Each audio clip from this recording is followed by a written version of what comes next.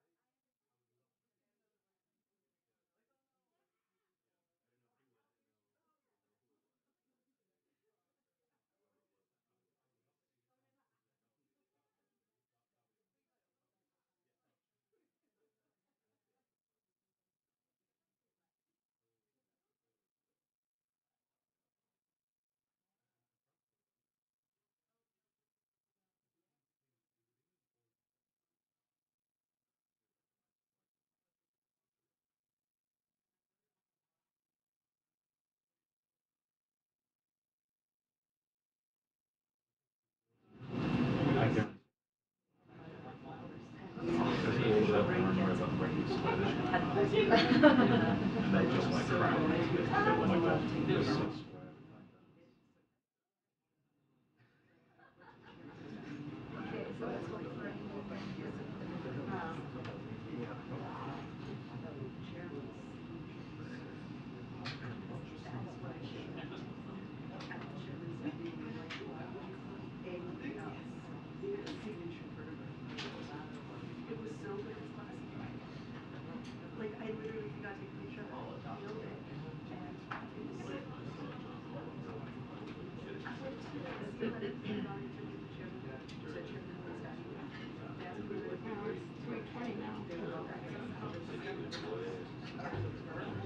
Oh, you're leaving?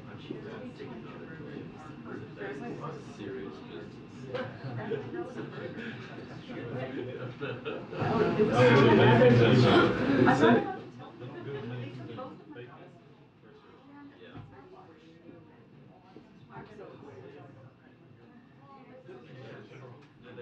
Another delay? Yeah. 320? Got it. Our urge.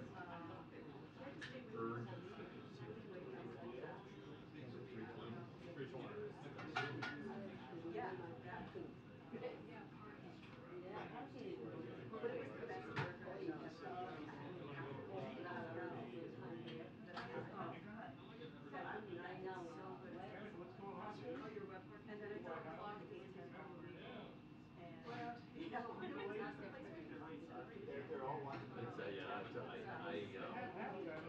stole. That's all right.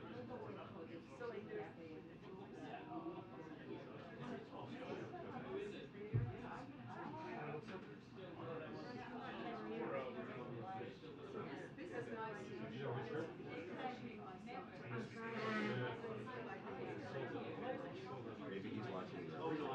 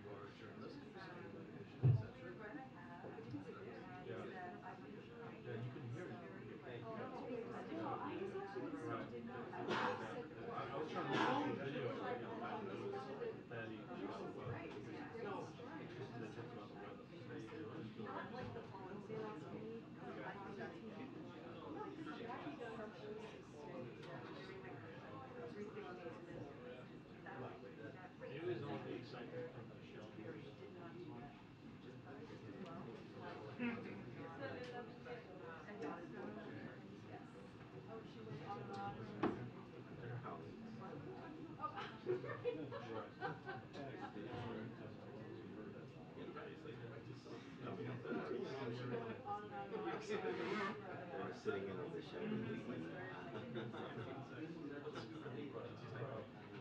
Speaking of girls,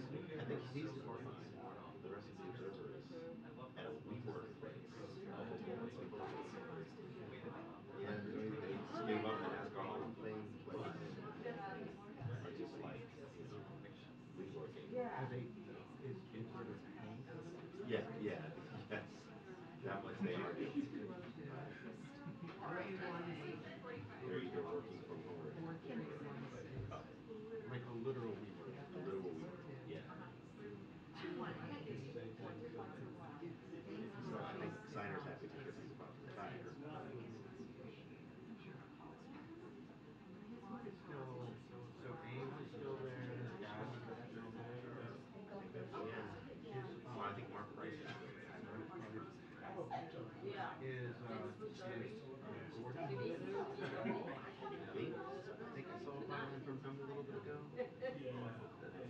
But he was close to retiring. Laurel and Spunk are now doing radio. Everybody's doing radio. Eli's doing radio. And Mel Thompson's doing radio. Steve Harrison. It's like they just created an entire group. Harrison, I think, was first. Yeah. And then Anne.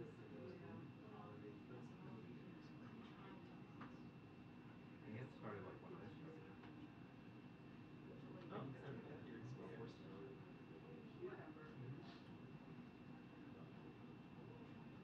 Yeah, you should come over.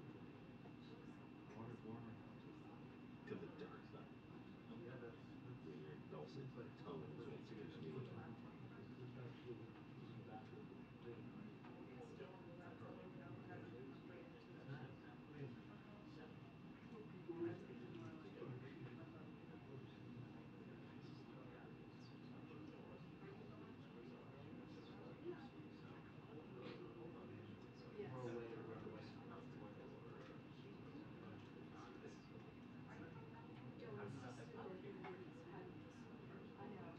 No. Yeah.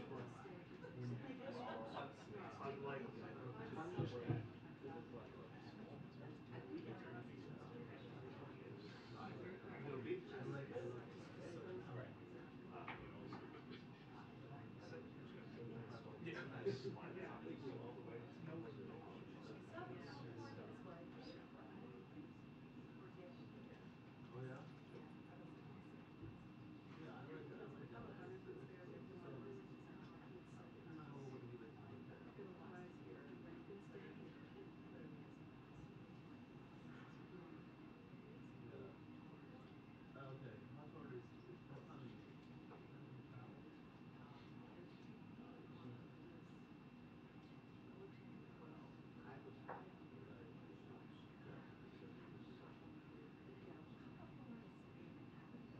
Oh, I know where that is. That's really nice. Right. You're so far to the west. The other thing they do is when you're on the west side, or close to downtown, and then I have it. Yeah, exactly. Right. So it's tiny. The train were up in an hour. Well, from there it's like take 2 hours or 3.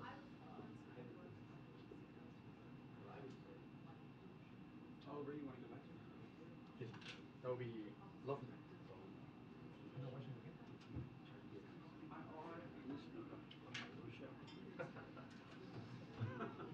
You can just listen Or to nothing. racial guy. Yeah. Like it. Yeah.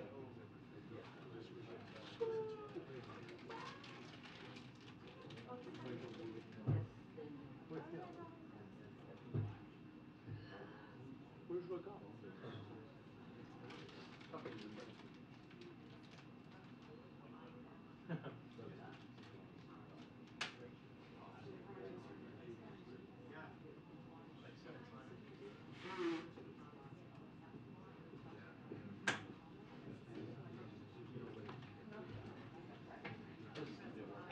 I appreciate it.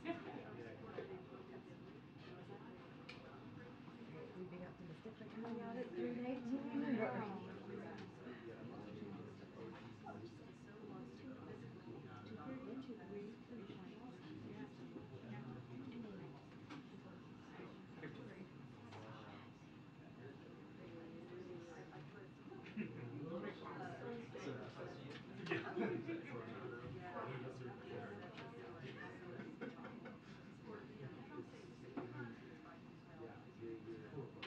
I asked Chase to press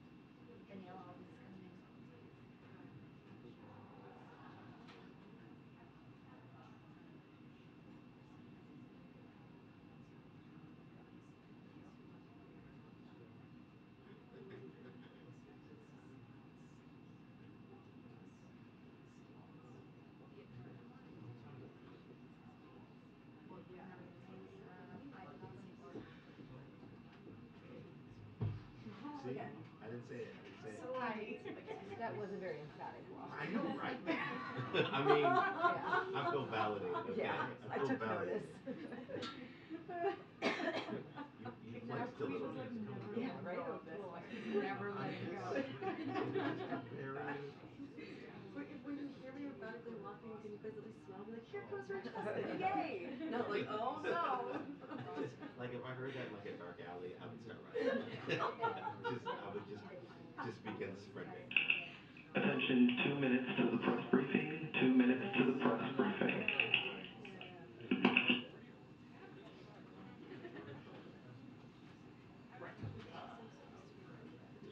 Hurry. It's your default. Default is run. Now prepare to self-isolate. Yeah, exactly. Like wait station. Like Oh, wait. you know when comfort. No. That's together.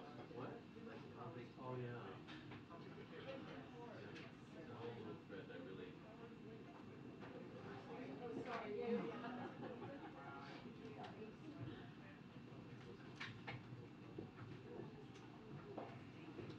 Hello. Hi, sorry.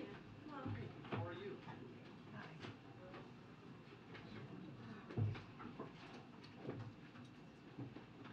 Game time.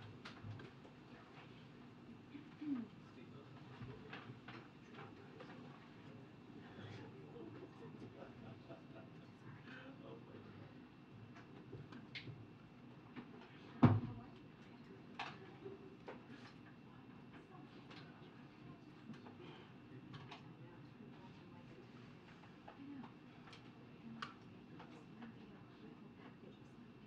my God.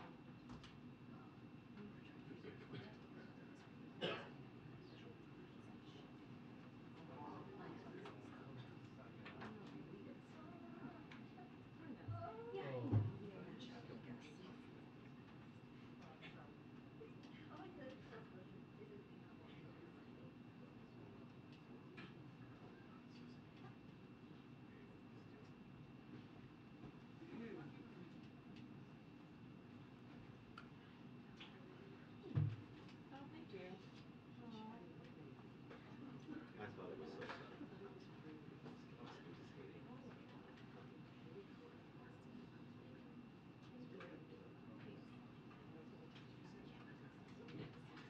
Oh, all right. It's fun to have actual, like, background water That's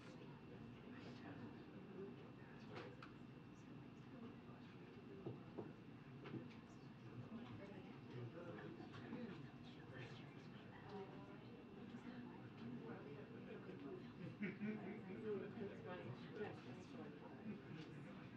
That's funny. That's funny.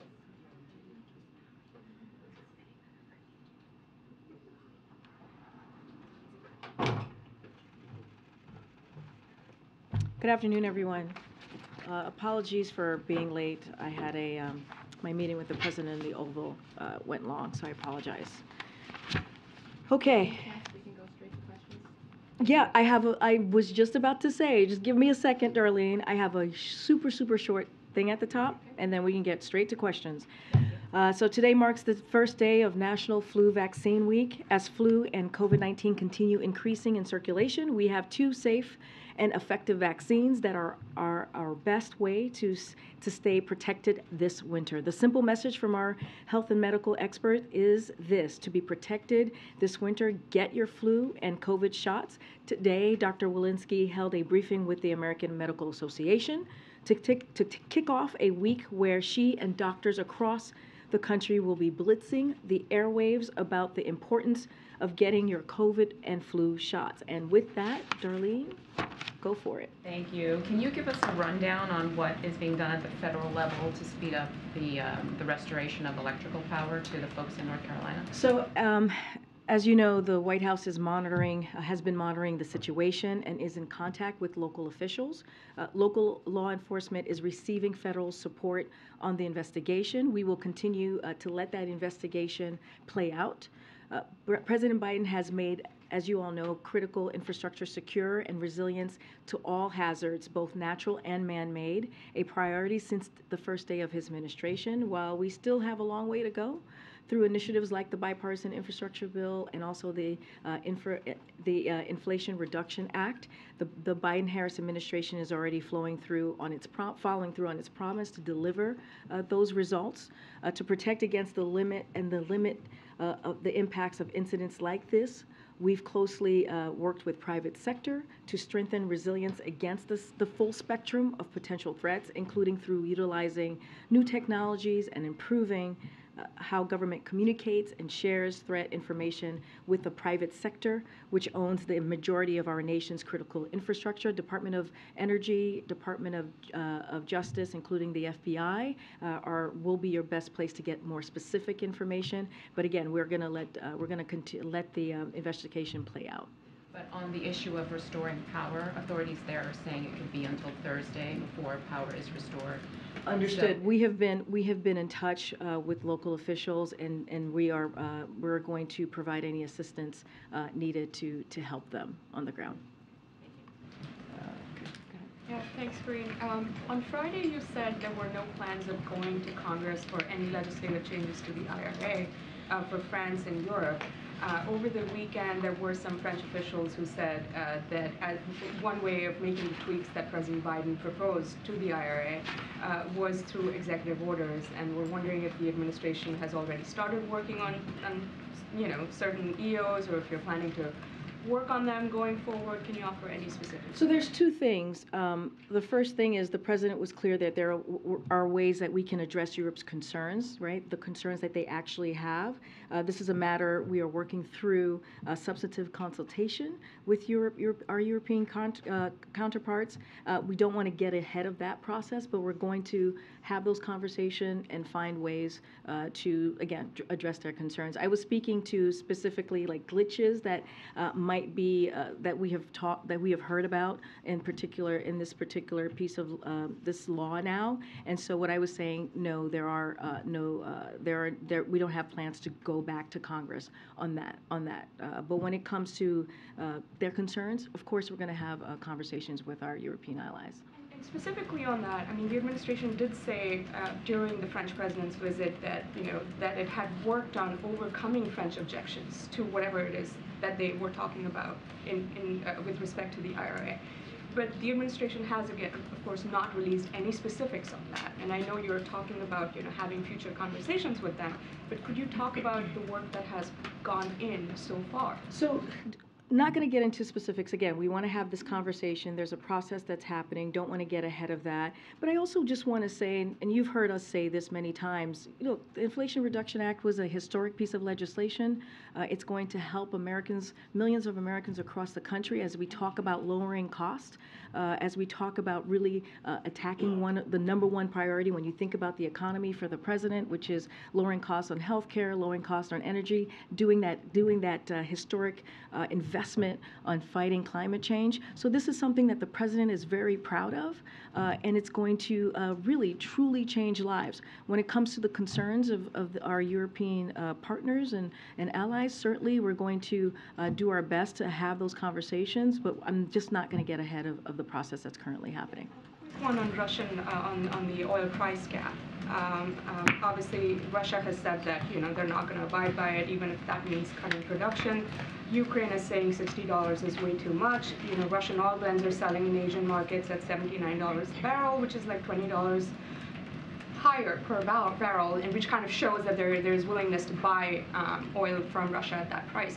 I mean, given all the work that is going in, how confident are you that this is going to actually have any impact at all on Moscow and President Putin's oil revenue? So a couple of things. You just asked me a couple questions all at once, or made a couple of statements all at once. So when it comes to Russia's response, look, we're not surprised by that. We're not surprised by what their reaction has been and what they're saying. Look, the goal of the price cap has always been to ensure that discounted Russian oil continues to flow onto global markets. markets. And even as we limit the energy revenue that Russia is using to fund its illegal war in Ukraine, and so we believe that the cap at this level maintains clear incentives for Russia to continue exporting. Not doing so would have serious repercussions for Russia, and so that's how we see this process moving forward. I know that you were mentioning why 30 and not 60, and I know that there's been some comments out there, and so look, the price will lock in a discount on Russian oil, especially in light of the $100 per barrel they earned just a few months ago, and it can be adjusted over time to prevent Russia from further profiting from its war. And so we believe this is an unprecedented action that we're seeing right now, and it demonstrates the unity that United States and our allies and partners have. And we think this is an important step forward. In your meeting with the president, did he indicate that he'd made any headway in his lunch with Senators Leahy and Shelby about reaching an agreement on the top line for the omnibus? So don't have any readout for you on the president's lunch, as you just mentioned. Just first, for folks who may not be aware, the president had lunch today with Senators Leahy and Shelby of the Senate Appropriations Committee to toast their long careers, but also, to your point, Phil, to discuss the funding bill. Look, the president believes that Congress needs to and has to reach a deal, a bipartisan deal. This is something that they were able to do just last year around this time in a bipartisan way. He believes that they should be able to do this again. This should not be about partisanship. We are talking about critical funding when you think about public education, when you think about our national security, when you think about about health. These are important things that are critical to the American people. So he believes that the Congress should move forward in getting this done. But more broadly speaking, and I said this last week, when it comes to our efforts and the funding and how we're moving forward, we believe that process is in good hands with our OMB director, Shalonda Young. She knows how to get this done. She knows how to get a bipartisan deal, get that done. And also, we have our Office of Leg Affairs who is working on this as well. We've had, multiple conversations with members of Congress, and we're continuing to make calls. We continue to do briefings. But again, this is something that the president believes needs to get done. It was done last year in a bipartisan way. We should be able to do that this year. Just one follow-up on that. Has he shown any openness to the idea of dropping the parity between defense spending and non-defense domestic spending, which is currently the Republican proposal? So look, I'll say this. I'm not going to get ahead of any discussions that are currently happening right now. And so I know the Congress is moving forward, having those discussions. I'm certainly not going to be negotiating from here, from the podium. Thanks, Maria. Two topics, if I can. The Supreme Court heard arguments today about a graphic designer who objected to designing websites for gay couples. The justices seem to be sympathetic toward her in today's on the court today. We've heard the White House talk about the potential ripple effects after the Dobbs ruling.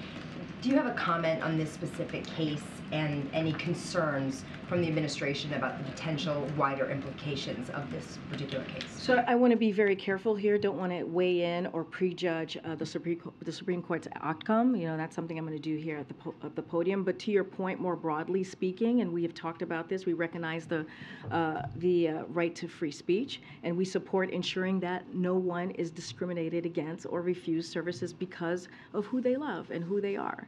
And so, as you know, we've been very clear about that. The administration believes that every person, no matter their sex, race, religion, or who they love, should have the equal access to society, including access to products and services on the same terms as other members of public. Look, the Department of Justice said in its brief that for decades, non-discrimination public accommodations laws have coexisted with the First Amendment.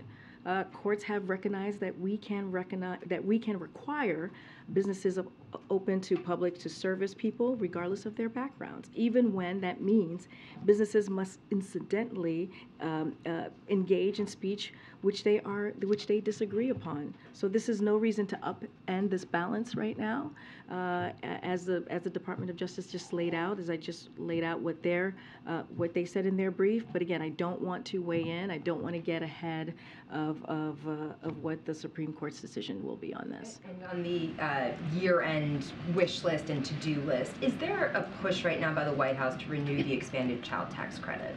I don't have anything new to share on that particular piece of legislation or a plan that's incredibly important to the president. As you know, he included in the American Rescue Plan, and it was able to cut child poverty in a historic way.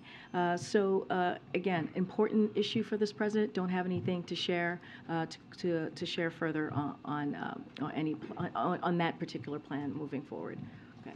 Hey, thanks, Corinne. I wonder if you could give more detail about the Wednesday event about the rise of anti-Semitism that's hosted by the second gentleman.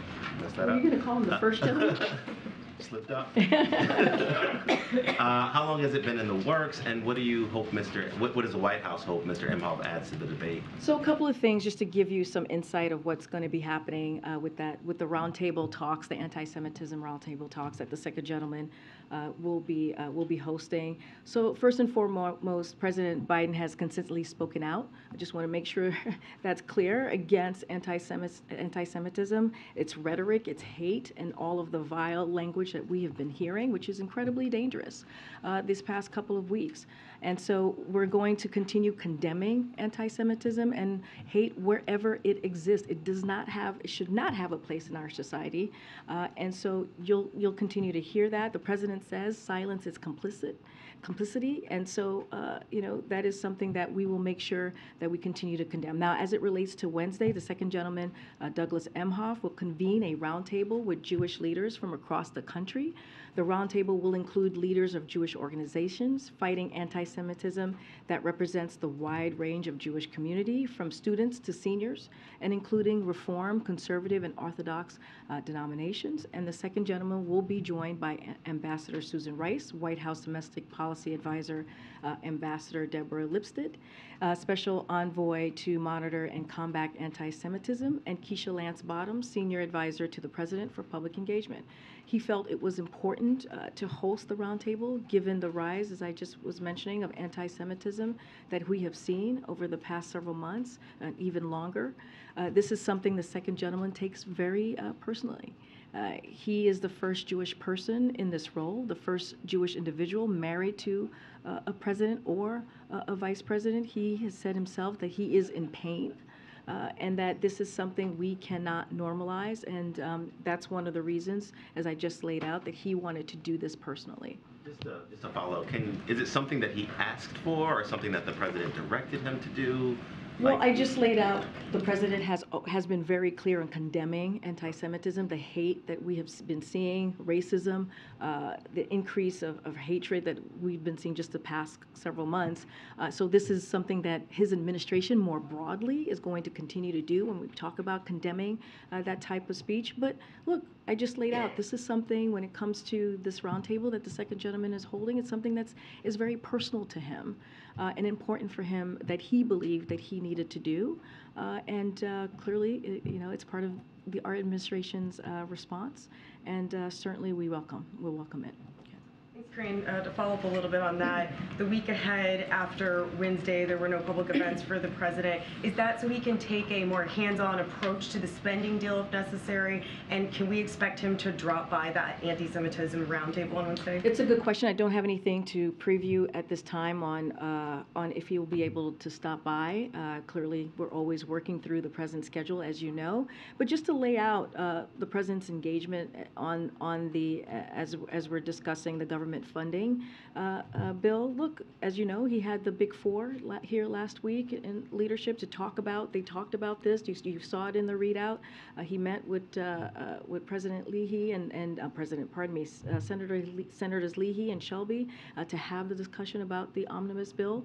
And so the president is going to continue to have those conversations. He's going to continue to be involved. I don't have anything to preview at this time on what the rest of his schedule is going to look like for the week. As it pertains to Wednesday, also, could we expect remarks from him regardless of what happens in Georgia on Wednesday? And then lastly, the president, he didn't end up going to Georgia during the campaign for Raphael Warnock. He hasn't been during the runoff election. Why is that? So look, I need to be careful. The Hatch Act, this is an ongoing, as you know, election with this particular, what we're seeing, the runoff in Georgia. So I want to be really careful here. But I have said many times before at this podium that the president will do anything that he can do for Senator Warnock to be helpful to him. As you all have seen on the president's schedule recently, he's done a high volume of fundraising, attended several political events, including phone banks and unions with unions and much more. Look, the way that we see this, if you think about the midterms that just occurred, the president played a big role here. He set the narrative on how Democrats were going to move forward in the midterms, how they were going to talk about the successes that they had, how they were going to talk about what was important to American families, right? They made that contrast with Republican electeds, Republican officials who were talking about getting rid of Social Security, putting that on the chopping block, putting Medicare on the chopping block. He talked about the freedoms of the American people wanted as it relates to Roe v. Wade and how we saw the Supreme Court get rid of Roe. And we talked about that and how Republicans wanted to put a national ban. They were pushing for a national ban, and it didn't matter which states, if you're a red or blue state. And this is the thing that the president talked about, and others followed. So the president played a big role in setting that narrative, setting that contrast. And let's not forget the successes that we have seen, his economic policy successes, as we talk about the bipartisan infrastructure legislation, the Inflation Reduction Act. Those are the things that the president was able to get done, and Democrats were able to run on it. This has, of course, been a harsh season for respiratory illnesses in children, and there continue to be anecdotal reports that some drugs are in short supply in certain places, like children's Tylenol, ibuprofen, amoxicillin.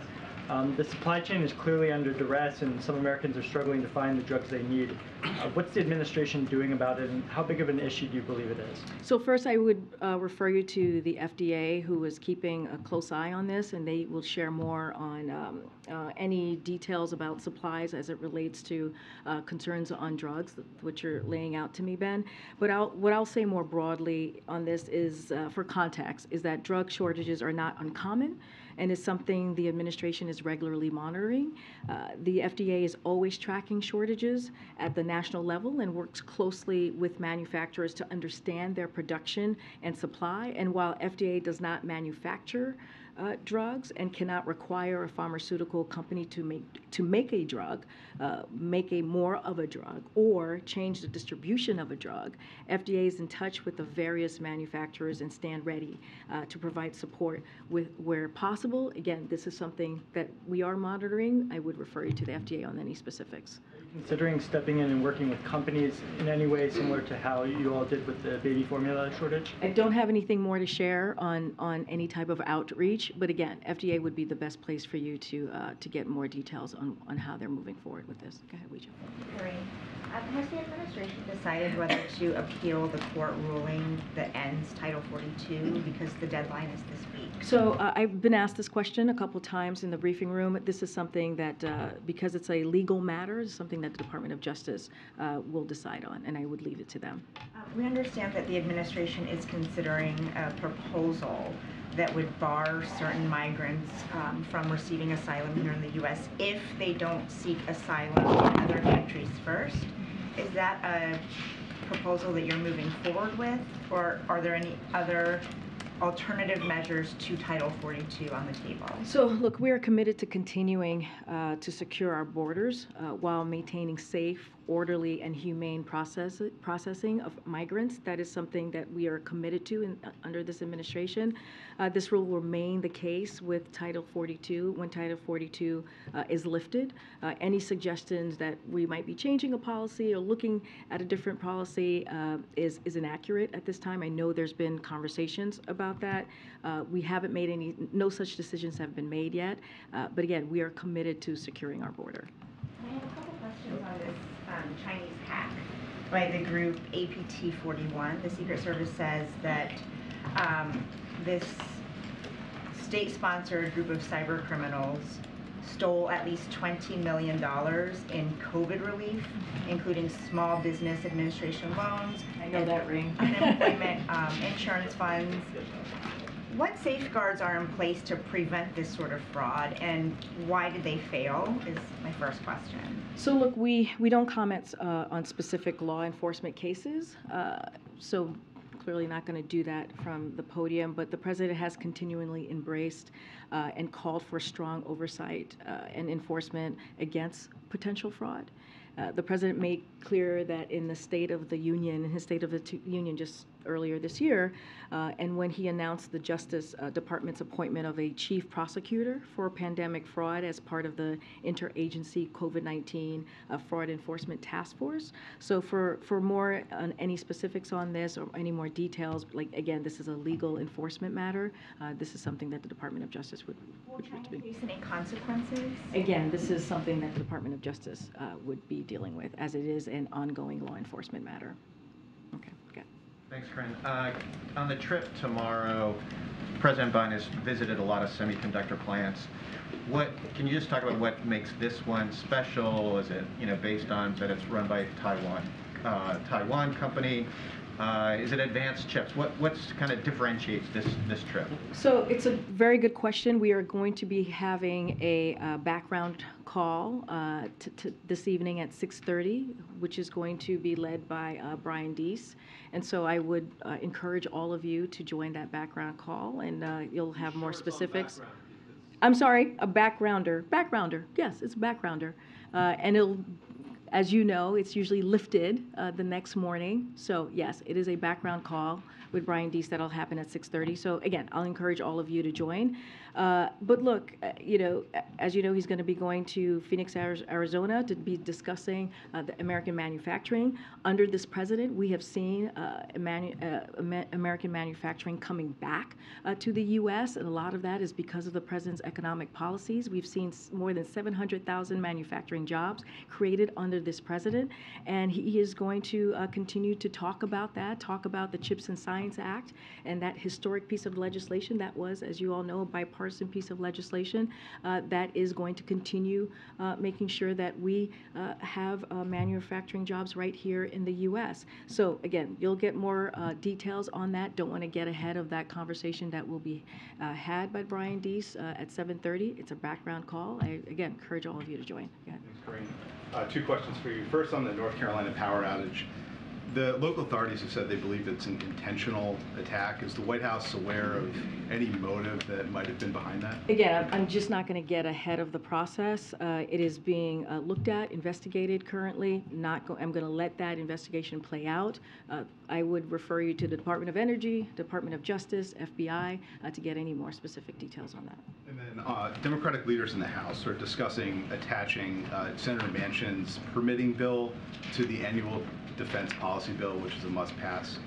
Is the White House urging that too? And if so, how are you doing that? So yes, the president believes we should pass the defensive authorization bill and that the permitting bill should be included in that legislation. So that is something that we support from here.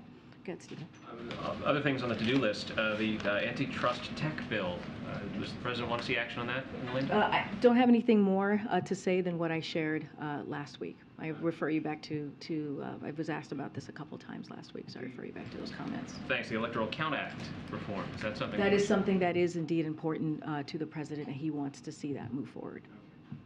There was word today of an agreement in principle between Senators Tillis and Sinema on immigration reform. Is that something? So we haven't seen all of the kind of the language on that particular bill, so don't want to comment from here.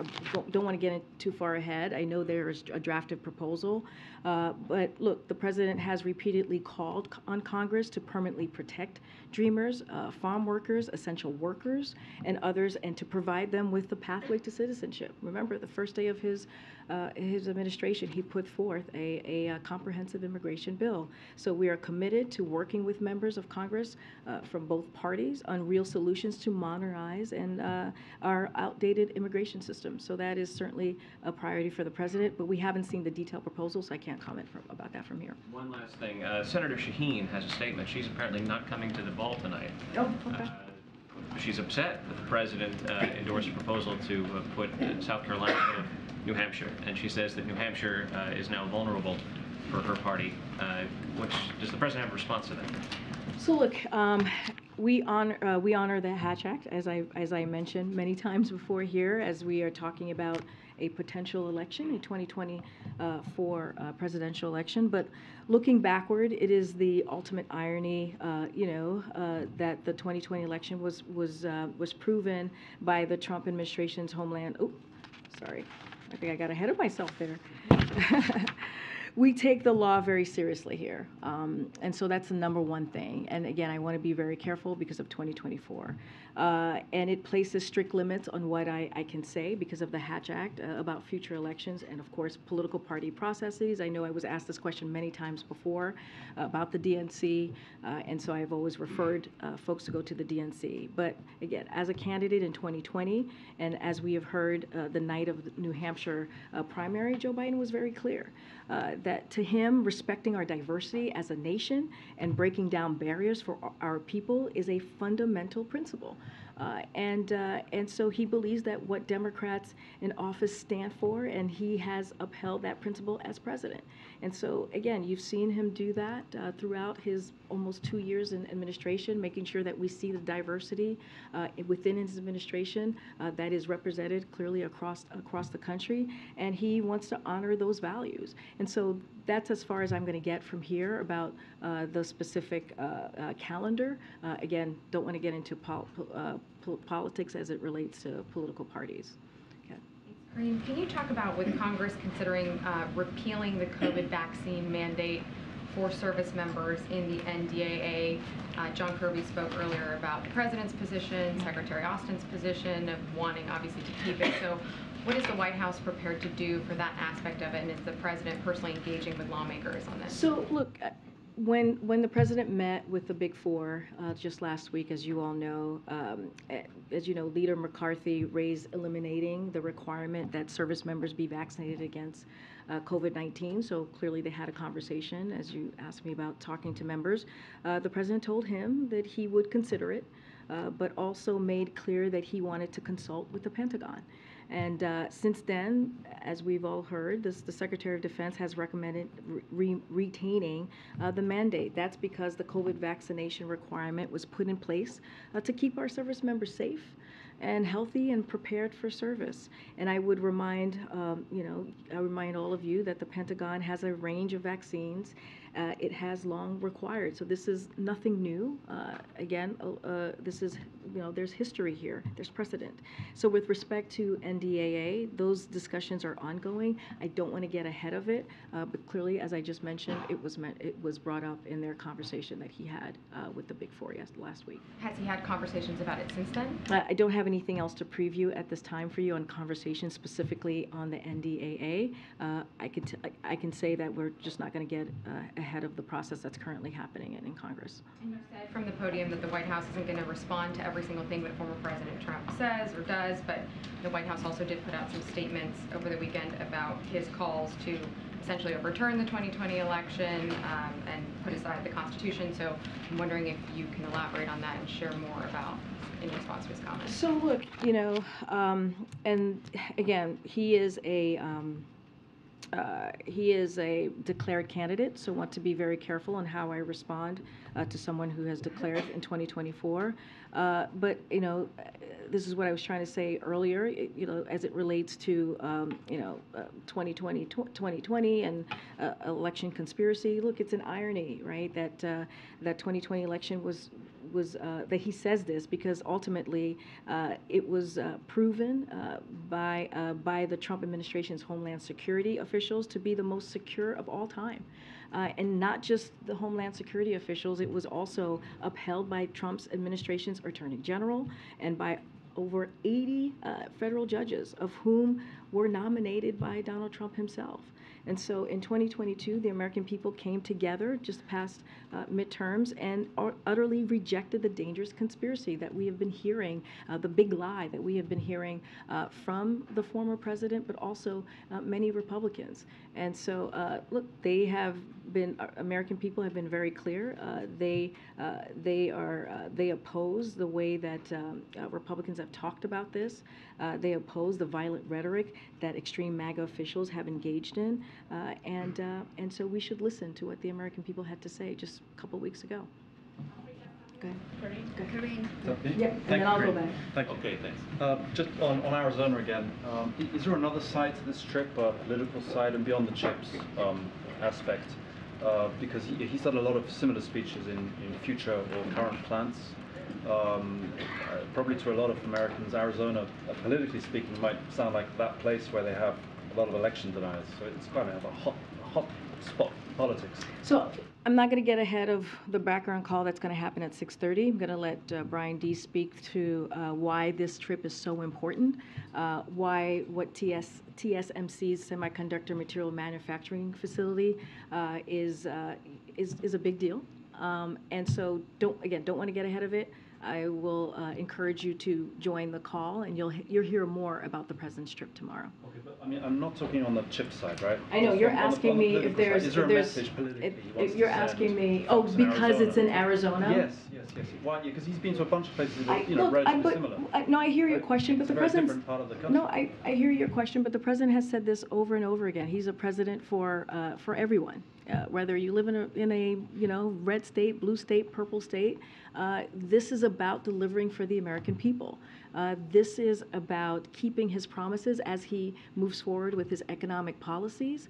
Look, the CHIPS and Science Act is a historic piece of legislation that is going to bring, and we're seeing this already, manufacturing back to the U.S. and has created hundreds of thousands of manufacturing jobs. And so that's why this is an important move forward that we're seeing with this particular facility in Arizona, and he wants to highlight that. He wants to lift that up. And so I don't want to get ahead of what the announcements are going to be or what he's going to talk specifically about what we're going to see at this facility tomorrow. But as you think about politics, as you're asking me this question, again, this is a president who has been very, very clear. He's going to deliver for all Americans. Very, very quick one about the medical. I think you've said previously that part of the medical has been done already, physical exam.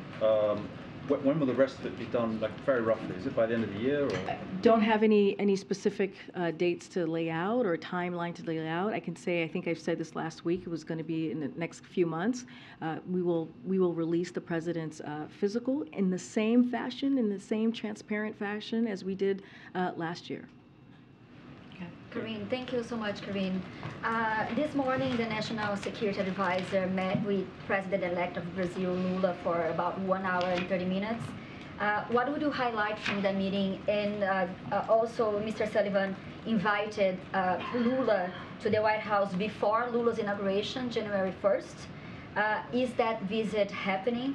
And why is the White House extending this not very common invitation to Lula even before he's the president? So to your first question, the two of them had a wide-ranging and productive conversation about how the United States and Brazil can continue to work together to address common challenges and deepen our strong bilateral relationship.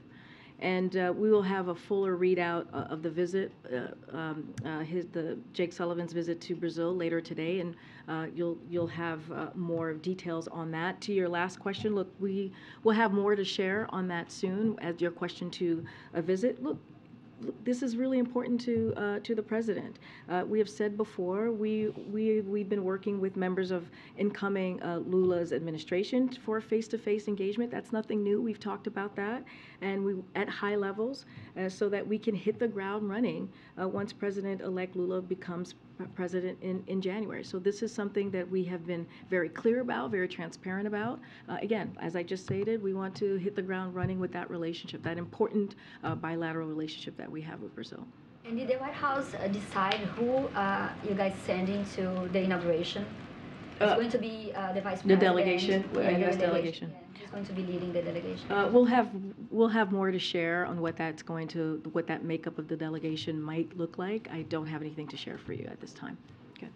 Great, thank you. The administration said they're going to refill the Strategic Petroleum Reserve under $70 a barrel. The Russian price cap went into effect today, $60 a barrel. Is the president considering putting Russian oil in the Strategic Petroleum Reserve? No, because it's been banned. Okay. What about in Arizona? I just want to ask you, he's going to that chips factory. Any plans in Arizona to go to the border and see for the situation for himself there? So look, I want to be very clear here. The president's trips tomorrow is about the American manufacturing boom. We're seeing all across the country, thanks to, again, his economic policies. Again, more than we have seen in his almost 2-year term. More than 700,000 jobs, manufacturing jobs, that have been created just here alone in the United States. So he'll be visiting at TSMC, a company making a major investment to manufacturing cutting-edge chips in Phoenix. This investment will bring new jobs and economic opportunity to Arizona, very important to the people in Arizona, and it's in large part thanks to the CHIPS and Science Act the president signed into law. And a historic, let's not forget, a bipartisan piece of legislation. And look, we should be able to reach a bipartisan, bipartisan agreement on immigration too. And that's what we're calling for, right? We're asking for Republican officials to come and work with us, and let's have a bipartisan agreement on immigration instead of doing political stunts, instead of doing what they're doing, going to the border, not actually coming up with any real ideas about that. That's where I will leave it. That's what the president is doing tomorrow. He's going to go to Arizona to talk about an important initiative that's going to change Americans' lives, specifically in Arizona. Just a follow-up on Edward's question. If the president is not going to make time to visit the border during his trip tomorrow to a border state, will he do it in New Year? Look, I addressed this last week about the president visiting the border. I'm not going to go beyond what I just laid out. I think, and we believe, the question again, as I was just answering to your colleague in the back, is that what are congressional Republicans going to do to actually deal with this issue? Instead of doing political stunts, many of the political stunts that hurt families, that hurt kids, that hurt children, right? That hurt people who are coming here to try to seek asylum, leaving a dictatorship. Instead of going to the border and talking about things that not going to actually deliver and keep our border safe, why don't they work with us? Why don't they actually do something? Why don't they actually, help the president get the funding that he requested, historic funding, into the Department of Homeland Security? That's one way of doing that. But again, they're playing political games and doing political stunts. The reason I ask is just because the president had said previously that he hadn't had a lot of time to get to the border. He's going to a border state tomorrow, so you think maybe there would be time there. And if there isn't tomorrow, can you say at this point that he... What I'm saying is tomorrow he's going to actually focus on an issue, a bipartisan issue that was voted in Congress, the CHIPS and Science Act, something that is going to deliver for the people in Arizona, creating jobs and making people's lives better and making sure that we are bringing manufacturing back into the U.S. That is critically important. Now, what I'm saying, the second part of that to your question, if Republicans officials truly want to deal with immigration, they truly want to deal with the border, then they would stop doing political stunts and actually work with us on the plan that we have put forward, which they are not. And that's what we want to make very loud and clear. There's ways to deal with this. Again, they can come and actually do this in a bipartisan way, just like we did with the CHIPS and Science Act. The trip is obviously to Phoenix, not to the border, not to Georgia, which is sort of a pressing issue for Democrats, for the president. Have Democrats determined that a visit to Georgia would not help Senator Warnock's reelection bid? The president actually, and I actually already answered this, and I'll just repeat what I just said. The president, and I want to be very careful about talking about an election that's happening tomorrow because it's an ongoing, it's an election, and I'm covered on the Hatch Act, so I'm not going to comment on that specifically. But when we look back on the president's role during the midterm elections, he played a significant role for Democrats. It was because, again, I just answered this question, is because of the way he made the contrast with Republican officials, again, who wanted to who talked about putting Social Security and Medicare on the chopping block because they were upset about the Inflation Reduction Act, which is a historic piece of legislation. It's going to lower costs for American families. That's what they were upset about, because we were saying we wanted to make sure big corporations pay their fair share and not put it on the little guy. And that's what they put forward. And the American people spoke really loud and clear. That's not what they want. They want us to continue to fight for their freedoms. They want us to continue to fight for democracy. And, you know, that red wave never happened. Go ahead. Twitter, real fast. Kareem, just real quick on Twitter, because you guys said you're keeping a close eye on Elon Musk's ownership, and it's the first time we've talked to you since you released the files a few days ago. Is it the White House view that decisions at Twitter were made appropriately in terms of decisions to censor this reporting ahead of the election? You mischaracterized actually what I actually said, and took it out of context when you asked your question. Look, when I answered the question, and I actually already addressed this, about how the White House and the administration is seeing what's happening on Twitter. We follow also what's going on, just like you guys are reporting it, just like you guys are seeing.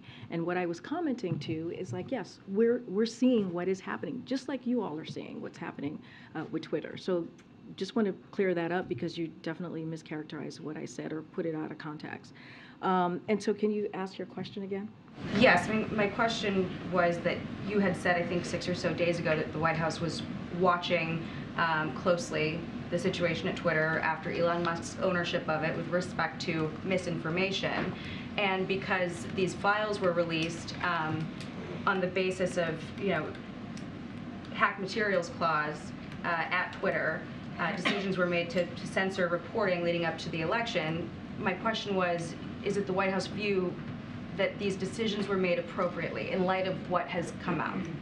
Which decisions? By whom? By Twitter. By Twitter on, okay. So look, we see this as an interesting or a coincidence, if I may, that he would so haphazardly, Twitter would so haphazardly push this distraction. That is a full of old news, if you think about it. And at the same time, Twitter is facing very real and very serious questions about the rising volume of anger, hate, and anti-Semitism on their platform, and how they're letting it happen. And, you know, the president said last week, more leaders need to speak out and reject this.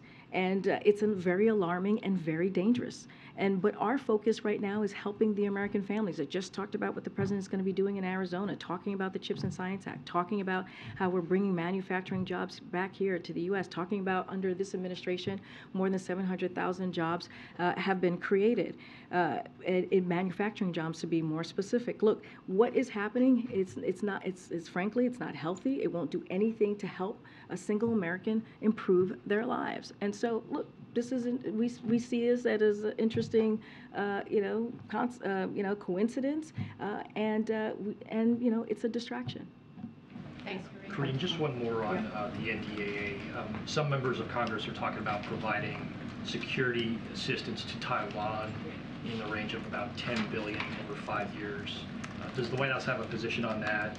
And is there any concern that providing additional security assistance to Taiwan might act as an irritant in the relationship with China? So, look, not going to get ahead of the process as it relates to in Congress or the NDAA. I'll say this more broadly. We continue to work with Congress on ways we can reinforce deterrence across the Taiwan Strait and build Taiwan's resilience in meaningful ways, including the self-defense capabilities. But again, I'm not going to get ahead of the process that we're currently seeing in Congress at this time. All right, everybody. Thanks, everybody. Oh, what's going on? Oh, okay. Are you going to take a question on U.S.-Africa Summit? It's the biggest gathering of the Okay, I'll take that. Let me just do this and I'll... Okay, we have a guest. I forgot.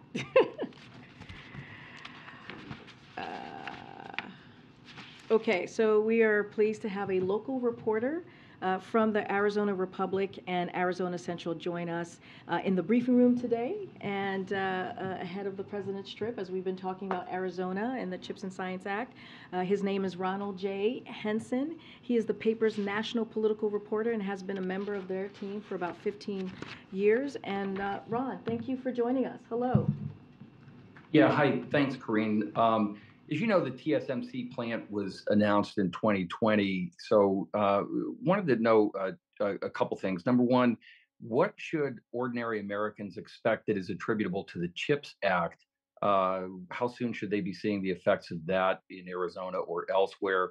And also, in the long run, should the government be playing any greater role in providing more water resources to a place like Arizona in light of this water-intensive industry?